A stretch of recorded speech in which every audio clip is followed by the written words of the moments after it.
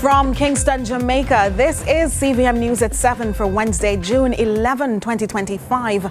I'm Nika Lewis. Thank you so much for having joined us. As politicians on both sides continue to lay out their positions to sway the undecided, the People's National Party mounted a platform in a section of St. Catherine early Wednesday morning, hammering the government heavily, not on anything new, but this time pressing home the need for resources should they take over. More from Curlin Brown. The central location, the heart of Old Auburn in southwest St. Catherine Wednesday morning, was more than the usual hustle and bustle, as orange was dominant, with people standing not just to protest, but for something and more than just headlines, according to one speaker. Rules. Rules which the party leader and opposition leader Mark Golding says are not only being called out by him and the PNP. Jamaica has been racked by a government that has been in office for nearly 10 years, and they have continually breached what it takes to govern the country in accordance with principle. The most recent of these things is, of course, the attempt to subvert the true process of the Financial Investigations Division.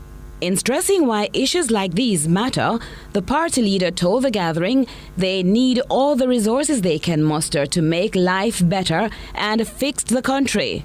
We needed money to fix the road network of the country, which has been neglected over the 9 years of the Jamaica Labour Party, and they're scrambling when elections are upon them to spark or to reach, but them can't spark and them not reach because the people of Jamaica done make up their mind already that this government not ready and them have to go down and the people want change.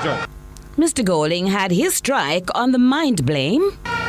Comrades, they seem to be obsessed with bad mind. They are wallowing in bad mind. All they can talk about is bad mind. When they are the ones who take the truth and turn it into lie.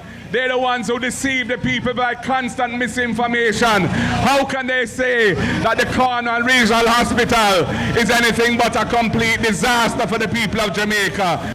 Comrades, we support good mind.